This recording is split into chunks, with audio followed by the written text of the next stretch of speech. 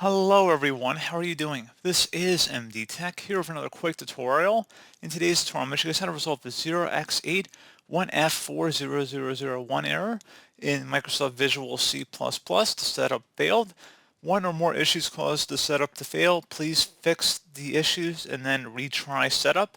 For more information, see the log file. So, should hopefully be a pretty straightforward process here, guys. And without further ado, let's go ahead and jump straight into it.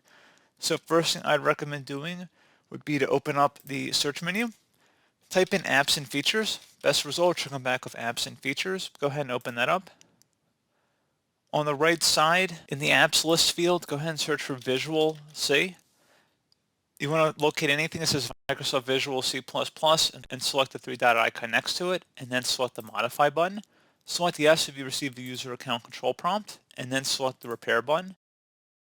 And if you see more than one C++ entry in here, you want to go ahead and do it for all of them and then restart. So don't select restart, at least after the first one. You want to do all of them in here and then proceed to close out of here and then restart your computer.